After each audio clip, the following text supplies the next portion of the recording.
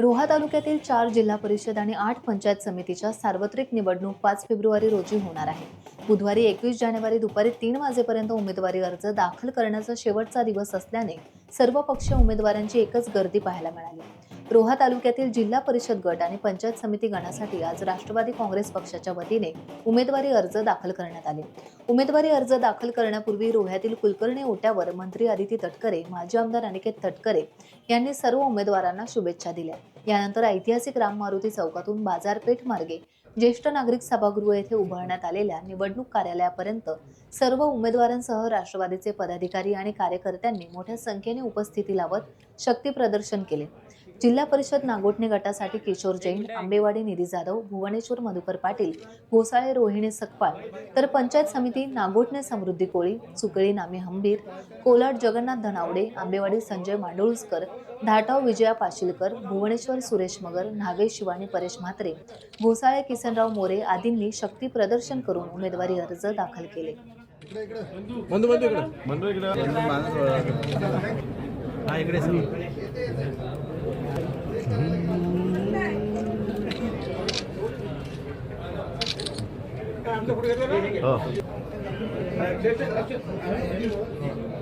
रामाशेठ कमी वाटतात जरा म्हात्रे सरपंच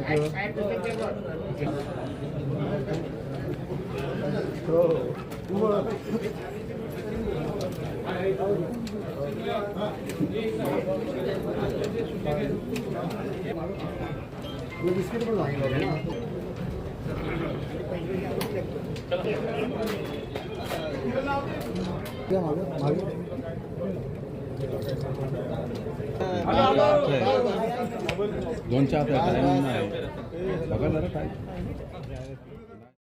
भुवनेश्वर गटातून उमेदवारी आता 8-9 वर्षांनी जिल्हा परिषद निवडणुका होतात. सगळेच कार्यकर्ते उत्साही आहेत. पक्षाने राष्ट्रवादी काँग्रेस पक्षाने मला संधी दिली.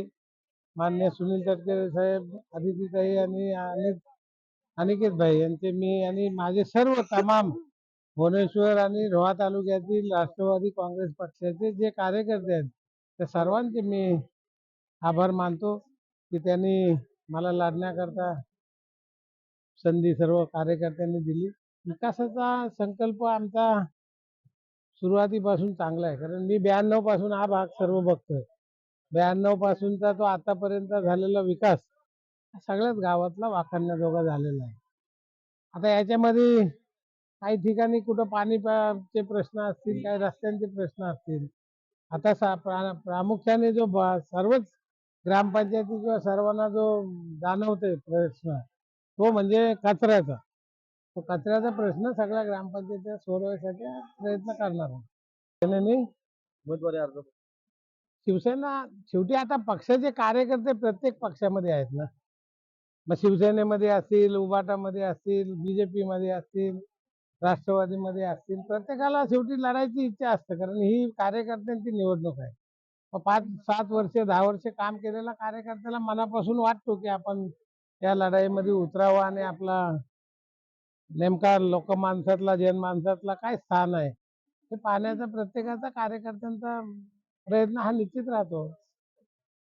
टाइम्स डिजिटलला लाईक करा, सबस्क्राईब करा, शेअर करा आणि बेल आयकॉन दाबायला विसरू नका. पाहत रहा टाइम्स डिजिटल.